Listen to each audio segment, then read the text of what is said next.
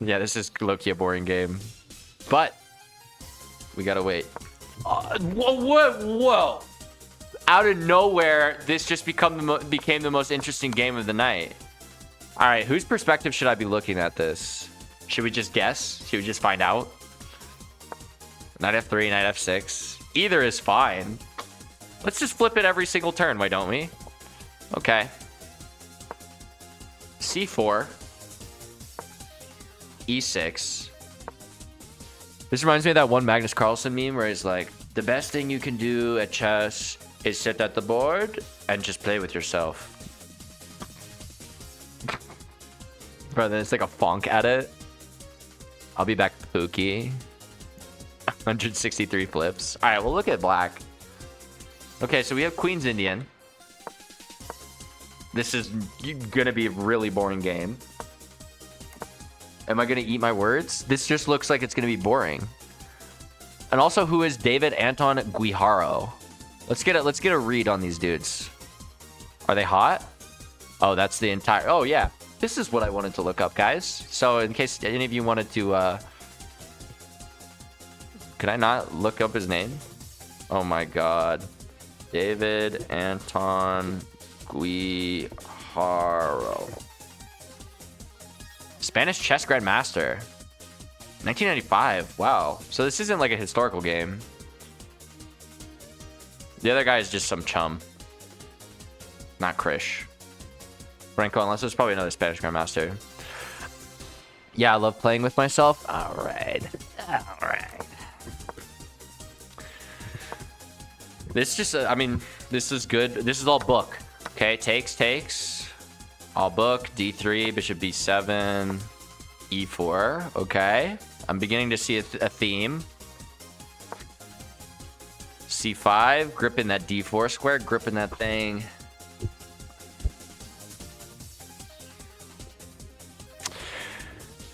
Putting control on the D4 square. D5, or D4, excuse me. Takes, knight takes, and now we just have like a weird version of like the Maroczy bind. I don't even know. That's actually such a beta thing for me to say because it's just D4 and C4, but D5 will never happen now. Knight C6. Bishop f4 just developing. Knight takes, queen takes. This is a pretty typical idea in the Maroczy bind as well. Bishop c5, I reckon. Yep. Queen d2. Queen e7. This is just good positional play, actually. You know, I actually kind of like this. This is 2011. Okay. A3. Okay, he's looking to play b4. E5 was played to kick the bishop. Bishop e3. A5. If bishop takes... Then, yeah, we'll have b takes here, actually, and we can maybe put the rook on b8. This is good for black. Black manages to equalize here. Okay. So now the main weakness, especially when you play the Sicilian... Nope, that's not narrow.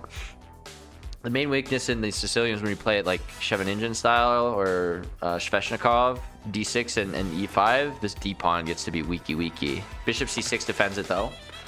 And there's a key here that this guy is locked down. Oh, my God. I had a little burp in my hand. I'm sorry. Here you go, guys.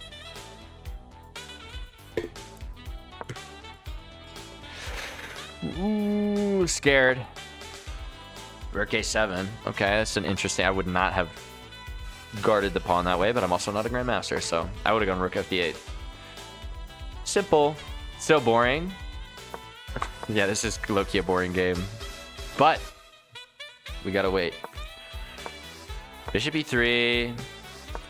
Slow grind right now. Slow grind. Very slowly moving the pieces out. Improving the position. Where do our pieces want to do? You know a game is boring when they play king h2 for fun. Are you dead ass? Oh, let me improve where my king is. Go away. Now he trades it. Wow. Action. Oh, yeah. You're real for that. Yeah, 2 rooks on d7. Makes sense. Okay, queen c5, queen f3, rook f8, queen g4, rook c8 now. White advancing on the king side.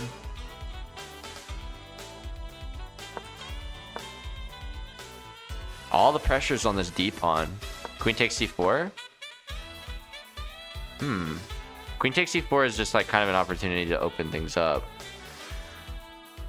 I don't know. He decides not to take the pawn. Wait, is trouble brewing here?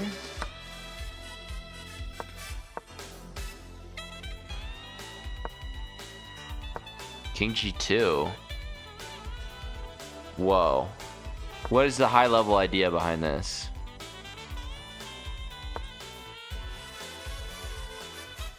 Is it to like reroute the queen through here or, you know, move the rooks? I don't know. See, now black is just out of moves. Queen g5, king h8.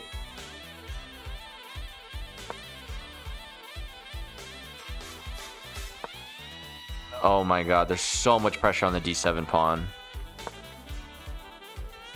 Rook takes b6. Wait. Now queen f1?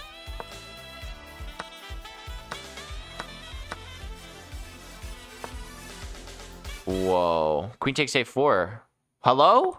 Why did he not take on a4?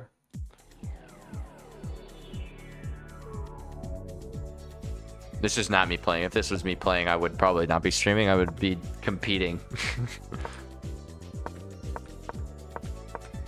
This is just like a draw kind of now.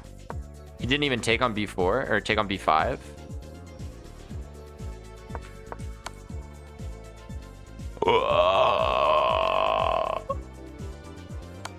What? This move was not even on my radar. I didn't even stop. Rook g7? Are you for real? Wow. King g8 and then you pick up the other rook.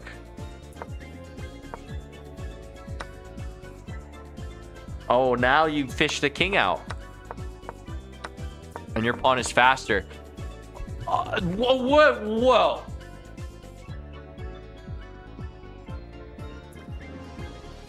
Out of nowhere, this just became the most interesting game of the night. Shouldn't we just queen here? Because there's no check from black.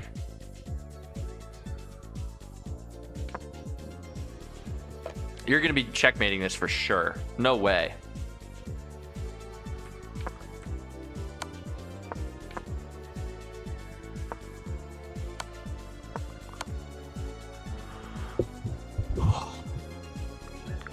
What is up with the Amazonian battle right now? There are 4 queens on the board and the game is still going. This isn't it. This is not a drill. Okay. Let's recap. Rook c8 was played and brilliant rook takes g7.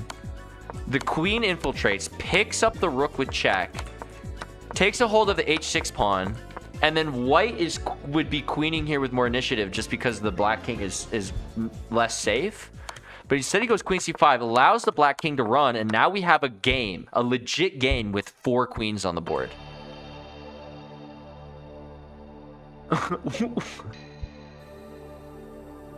There's a theme tonight. Queen f3. Queen h6.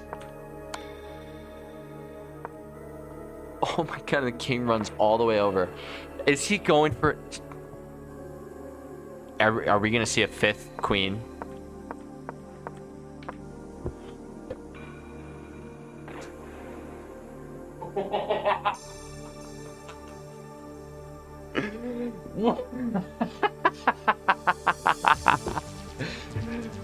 Excuse me? There are 6 queens on the board.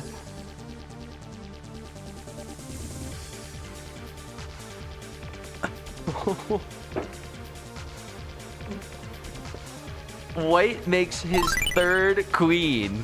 Feels thank you for the follow. Don't trade. To trade would be an atrocity. Ah.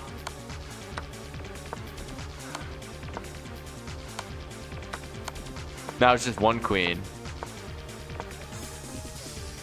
Oh my gosh. And to take on d4 would be a blunder. Look at this. To take on d4 is a blunder because the king can't come over to stop the pawn. And if he tries to come down, then king c2, and then we have the red carpet here. Black is winning in this position.